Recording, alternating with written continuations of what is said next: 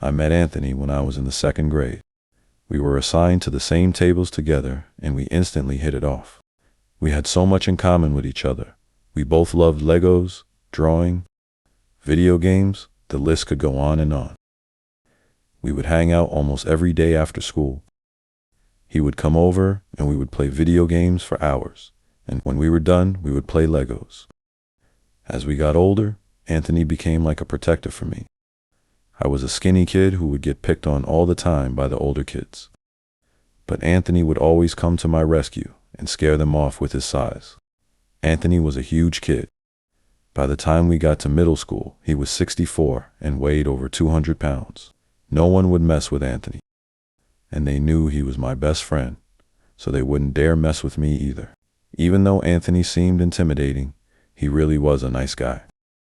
Anthony never liked how big he was, because he always felt out of place around school and at home. Anthony's parents were not tall in the slightest. His mom was 52 and his dad was 58. His mom was especially nice to me. She would always bake me cookies. When I came over to their house, while Anthony's dad was a whole other story. He scared me. He may not have been super tall, but he made that up with his size. He was a big guy with huge shoulders and big arms. He never talked to me much, but when he did, he spoke in this low, rough voice that sounded that he had just woken up. One thing I picked up quickly on Anthony was he never ate meat. The first time he came over for dinner, we had steak, which he refused to eat. I don't like meat. Can I just have the salad and potatoes? I thought it was odd at first, but that was because I didn't know about vegetarians and vegans. When I went to his house, though, his freezer had a bunch of meat. Chicken, turkey, pork, etc. I asked him about it when we were playing on his computer in his room. He was quiet at first, then said, "All that meat in the freezer is for my parents. They love it, unlike me." When we got older, I asked him if he was a vegetarian, and his answer was a bit odd. Yeah, something like that. What else could he be? I thought. My thoughts on this, though, died out as we got older. When we got into high school, I started to notice changes with Anthony. He got into lots of fights and suspensions. The older kids picked on him a lot, and when he tried to fight back, they would gang up on him and beat him to a bloody pulp. He would frequently have black eyes when I came over, and I would always ask why he felt he needed to fight. He never gave an answer, though. He would always try to talk about something else if I asked. At this point, I was getting bullied a lot too. But unlike Anthony, I didn't care what they said. I would just ignore them, and they would eventually leave me alone. Another important detail I picked up on early was his basement. I went in only once, and it just seemed off. It was huge for a basement. A big open area with only a couple fridges full of more meat and some ice. Most of the time, the basement was locked. Seemed odd, but I didn't care for it after a while. One day, though, one of the guys who usually beat up and picked on Anthony disappeared from school. His name was Tommy, and he was kind of the ringleader to the group that would beat up Anthony regularly. At first, no one paid attention when he wasn't at school for a couple days. But then the days turned to weeks, and the weeks turned to months. Missing posters of Tommy started to show up around the school, and rumors started to spread. People believed Anthony had something to do with the kidnapping, but I didn't believe any of those rumors. I knew my best friend would never do anything truly bad to Tommy. He isn't like that. He wouldn't, would he? I did start to have my doubts, but when I asked Anthony, he swore. On his mother's life, he didn't do anything to him. Months and months went by with the police, searching for Tommy, but they couldn't find him. Eventually, they gave up on the search. Everyone seemed to forget about Tommy, but I didn't. Anthony seemed in a better mood when they gave up the search. I started to grow suspicious. I couldn't put my finger on it, but I thought deep down that Anthony did something to Tommy. I tried talking to Anthony about Tommy, but he would get pissed every time I did, accusing me of believing the rumors at school and asking me how I couldn't believe his best friend. I stopped asking shortly after that, and I just forgot about Tommy shortly after. As time went on, high school got better for me and Anthony. Anthony started to play football, and he became really good as a linebacker. He even started to get a couple scholarships from some big colleges. I didn't do any sports, but I met a wonderful girl named Vanessa, who would eventually become my wife. Vanessa was wonderful. She was an average height girl with long red hair and bright blue eyes. She was perfect for me. We both loved books, writing, and movies. I would come over a lot and we would cuddle as we watched a romantic movie. Romance was our favorite genre in writing and movies. The only problem was that Vanessa did not like Anthony at all. When we were at her house one night in her room, I asked why she didn't like Anthony, and she said, "Hey, is creepy Josh? Plus, didn't he do something to a kid like a year ago at our school?" "He didn't do anything, V. He isn't like that." "Sure, he may have beat him up possibly, but he wouldn't kidnap him or kill him. That's not who he is." I said, "How do you know though, Josh?" "He may have promised you he didn't do anything, but anyone can lie when they're desperate." I thought about this for a moment. He swore on his mother's life that was more than a promise. I changed the subject after that, which Vanessa appreciated. After that, we watched a movie in her living room. Halfway through the movie, I looked at my watch, which read 9:34 p.m. Shit. Mom said be back by 9:30. I got up from Vanessa's couch and kissed her goodbye. "Well, finish the movie later," I said. She kissed her hand and blew it at me, saying, "Okay, love you, babe." I ran out as I looked down at my phone to see my mom calling. "Where are you? It's 9:34, and I told you to be back by 9:30. "Sorry, Mom, I just lost track of time," I said. My mom wasn't one of those strict parents who got on kids who weren't home right on the dot. So she said, "Okay, honey, drive safe. You'll see you at home. I love you." "Love you too," I said. As I drove home, Vanessa's words were echoing in my mind. "He may have promised you he didn't do anything, but anyone can lie when they're desperate. Maybe she's right. Maybe he did lie to me." I thought, wait, no, this is Anthony. We're talking about your best friend since second grade.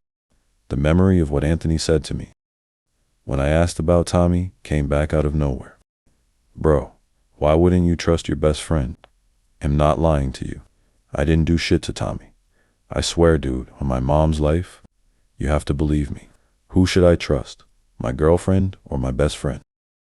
I started to get a headache thinking about this as I pulled into my driveway. I unlocked my front door and saw my mom sitting on the counter drinking some water. Looked up as I walked in and said, "Hey Josh, how was your time at Vanessa?" "It was good. We started the third 50 Shades of Grey movie." "We didn't finish it, but we will probably tomorrow," I said. "Oh, how fun," she said as she hugged me. My parents were divorced, and I lived with my mom. They didn't divorce because of cheating or anything bad. They just decided they were better off as friends. I would go over to my dad's place about 3 times a week. Usually, he lived pretty close to where we lived, so going back and forth from my parents' houses was pretty easy. "Are you hungry at all?" my mom asked. "No, I'm good." "Hey, Mom," I asked. "Yes, sweetie," she asked. "I've never asked in a while, but what do you think about Anthony?" She looked at me then, thought for a moment before saying, "Well, I think Hayes a good kid. Hayes been your best friend for a long time. And Hayes been almost like your personal bodyguard," she said with a laugh. I laughed and said, "Yeah, I was just wondering because you remember that kid that went missing about a year ago at our school? How could I forget? I was getting so many messages about it from my friends," she said. "Well, remember how I also told you the kid who went missing was bullying Anthony?" I asked. "Yes. What are you getting at, Josh?" she said. "Do you think Anthony did anything to him? Or did something with him?" My mom was quiet now. She looked down at the floor, then up at me as she said, "I don't think that Anthony would do something like that." "Why do you think he would?" she asked. I don't know. It's just when the police were searching and the kids were making rumors, he was so nervous. He quivered when he spoke, and he never could look me in the eye. When the police finally gave up on their search, he just went back to normal again. I said, "Well, Maybe he was nervous that the police would hear the rumors, and they would ask him questions and maybe arrest him. There are a lot of reasons to be nervous, Josh. The police, especially, make people nervous. I thought about this for a moment. Maybe she's right. Anthony was just scared that the police might arrest him.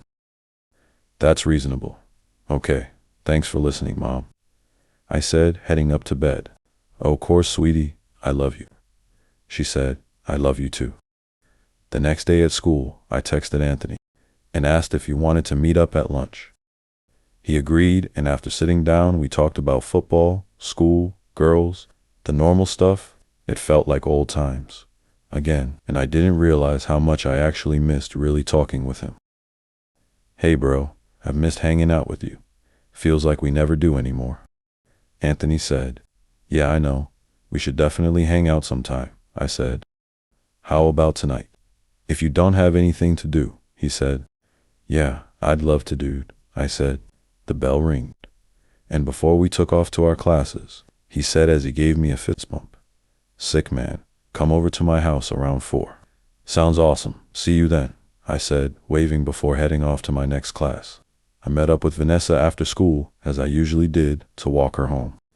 On the walk, she asked if I wanted to come over tonight to finish the movie. Sorry, babe, not tonight.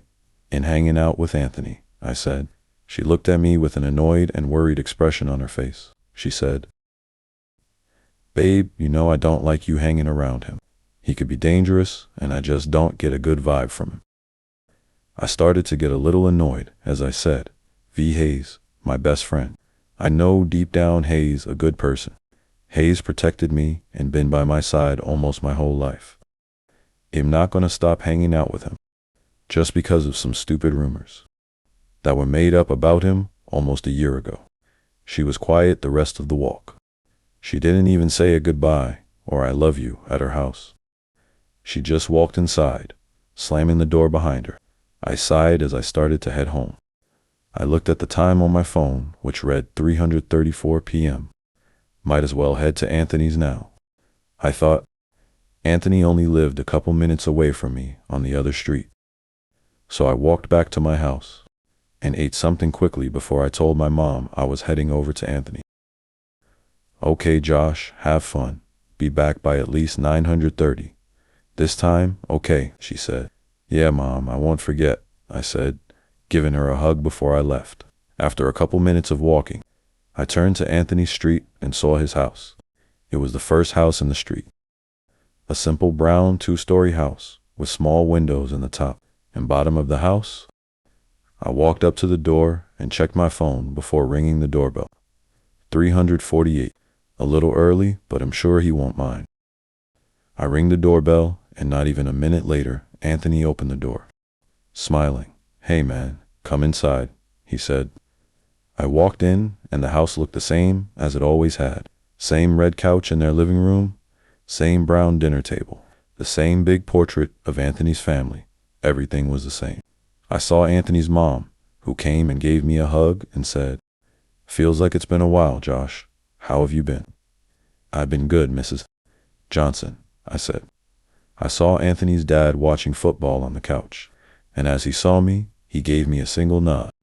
I nodded back to him as me and Anthony ran upstairs. We went into his room, which had been redecorated a bit since the last time I saw it. There were a bunch of football posters of players and teams now hanging around his wall. He told me as I looked around at his posters that his favorite team was the Tampa Bay Buccaneers. And as I kept looking, I noticed there were lots of Buccaneer players wearing their red and black jerseys. We decided to fire up the PlayStation and play some Madden. Since that was his favorite game, I didn't enjoy playing it that much. But Anthony was having a blast, so I kept playing for him. We played for a good hour before we decided to switch to Call of Duty. We played for hours, talking and laughing as we talked about old memories, but we eventually got quiet because we started to get competitive as we kept playing. After a while, I checked the time, which read 9:00 p.m. Damn, almost time to go. After the last game, I got thirsty and told Anthony I was going to head down and get a drink of water. He didn't even look up as he was locked.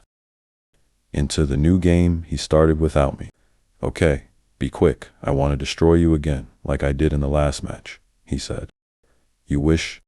I said with a chuckle as I headed downstairs. I walked down the stairs fast, but quiet, since Anthony's parents were in bed now. Once downstairs, I located the cabinet with the cups in the dark and grabbed some water from the fridge. As I was drinking my water, I started to notice something. A smell started to fill my nose that worsened quickly. It smelled nauseating and sweet, like burning leather almost. When the smell worsened, I picked up something with the smell. It smelled like something dead. When I was walking home a week ago, I saw a dead squirrel in the middle of the street, and as I passed it, it had a strong odor like the one I'm smelling now. I started to follow the smell now, curious as to what it was. I navigated through the dark, and once I located the smell, I froze in place. The smell was coming from the basement, and even in the dark, I could see the door was slightly open. I gulped and decided whether I should go in or not. But curiosity won. As I descended down the stairs, I held up my phone as light as I plucked my nose, walking down. The basement looked the same as usual, but as I got closer to the smell, as it burned into my nose, even as I was plucking my nose, I could see there was a plastic container tucked away into the far corner near one of the fridges. I got closer and closer as the odor got stronger and stronger. Once I reached the container, I could see there was some kind of meat inside. I don't know why, but I opened the container and gasped as I fell back in horror. There were 2 human fingers sitting on top of the meat, and between the meat I could see an eye barely visible. I almost threw up at the sight, but I somehow managed to keep it in as I started to freak out. What the hell is this? A dead human? Why would Anthony have this? Then it hit me. I didn't want to believe it, but the thought creeped in. Is this Tommy? You shouldn't be here, Josh, I heard from behind me. I spinned around to see Anthony, standing there motionless. We stood there staring at each other. Anthony didn't look angry or sad. He just had this blank look on his face. I broke the silence. "Anthony, what the hell is this?" I asked, stuttering. "Well, Josh, that's something important to me that I don't want anyone to know about," he said. I asked, stuttering even more, Is this a person?" He laughed before saying, Maybe it's someone we both knew," he said with a smile. "Dude, you're scaring me. Just tell me what that is," I say in a panicked voice. He was silent for a moment before he said, "Might as well tell you the truth." "You won't live to tell it," he said as he pulled out a knife from his pocket. I backed up to the corner as he continued. "When Tommy was walking home from school that day, I knew what I had to do. I did it for the both of us. Josh, you gotta understand that. I grabbed him and knocked him out and brought him here. I'm surprised no one was around to see it. Oh God, the feeling of stabbing Tommy, piercing the knife into him as he screamed. It was the best thing I've ever felt." He was now getting close to the corner where I was, unable to move or go anywhere as I knew he would catch me. "I didn't tell you something, Josh. Before we met, there was this day when my mom burnt her hand on the stove, and a little bit of skin fell off. I was young and curious, and while Mom was in the bathroom cleaning the wound, I ate the skin. It tasted so good, like bacon, but much, much better," he said with his grin becoming wider. "When I finished killing Tommy, I got so hungry, and he just looked so good. I had tried for too long to resist my urges, and as I took a bite of his finger, I knew I would never be able to stop. So I've stashed his body here, preserving it and eating it when hungry. You know I can't eat normal meat, Josh." He was now a couple feet away from me, his grip on the knife becoming tighter as he was upon me. I somehow asked in my panicked state, "Do your parents know?" "Of course. They've known about my urges since I ate my mother's skin. They know I need the food. I crave it almost every day," he said. He was right in front of me now. I was shaking as he pressed the knife against my throat. "Why? Why did you have to come down here, bro? I don't want to have to kill you," he said. I want, please, Anthony, I want tell," I begged. He chuckled, then said, "As much as I would like to believe that, We both know you want," he said as the knife pressed closer and closer against me. "I can't have you ruining my scholarships now, can I?" he said, then continued, "Don't worry, Josh, we'll still be together forever. I'm sure you'll taste really nice," he said, licking his tongue. I knew I had to do something. I couldn't fight him because he was much stronger than me. So I did the only thing I could think of. I swinged my phone at him as hard as I could and connected near his mouth. He fell back and screamed in pain as I saw blood coming out from his mouth. I took the opportunity I had and ran towards the basement stairs. Before I got there, Anthony grabbed my leg and tried to drag me down with him. In one quick motion, I turned around and kicked him as hard as I could in the nose and ran. I ran up the stairs as fast as I could and out the door and out of the house, never looking back. I ran all the way home and slammed the door. Once I got inside, I heard my mom's voice from behind me before I even turned around. "Young man, where have you been? I've been trying to call you, and you never answer. I was just about to call the police before you came." I broke down and started crying. My mom, noticing this, came and hugged me as I sobbed and told her what happened. After I told my mom everything, she asked if I had called the police. Stupid, why didn't I do that? I thought. My mom called the police and told them what happened. Shortly after, we heard a knock at the door and saw 2 cops outside. The first cop was a male with a short goatee and brown hair, and the second one was a female with short blonde hair. They told us they arrested Anthony after they found him in the basement, still laying on the ground. Knocked out, they found the container and found everything my mom told the cops I had found. They said they would determine who it was the next day, but I think they knew who it was already. Anthony's parents were also arrested as well. Since my mom told them their involvement in the murder, the cops said they didn't even put up a fight, just put out their hands without even saying anything. Gave up as soon as they saw us come in, the male officer said. After the cops gave us some other details such as the trial date and charges, they left. I went to bed right after, hoping to forget about the nightmare I had just experienced. The DNA test came in the next day, and the body was confirmed to be Tommy. Everyone was talking about what happened at school. People were pointing their fingers at me and whispering as I walked down the hall. Vanessa came running to me as I was heading to my first class and gave me a tight hug. I could see she had tears in her eyes. "Are you okay? I thought something had happened to you. You never answered any of my texts or calls." I didn't say anything. I was too tired from the night before to talk or argue. The rest of the day was how I would expect it. Everyone talking about Anthony and asking me if I was okay. A week later, Anthony's trial was set. They asked me to come in as a witness, but I declined. I didn't want to see that monster ever again. Even without me as a witness, Anthony pleaded guilty to first-degree murder and was sentenced to life in prison. Anthony's parents pleaded guilty to involvement in the murder and were sentenced to 30 years in prison. After I graduated high school, I left my town and went to college at the University of Washington. Vanessa came to college with me, and together we bought an apartment. Shortly after, we decided to get married. In college, me and Vanessa majored in journalism. After graduating, we got jobs working for Washington Post as reporters, where we still continued writing stories. And eventually, we published a book on the short stories we made. 10 years later, and I was the editor for the Washington Post, and Vanessa was the executive editor. We also had 2 kids, Charlie and Richard. Charlie was a lot like me and Vanessa, smart, intelligent, and very quiet. Richard was smart too, but he loved to talk and was a very social kid. He wants to play football and other sports, while Charlie just likes to draw and read. Life was good for us. We lived in a good neighborhood and had good jobs and a great house. As I was heading out the door, drinking my coffee, I caught something on the news.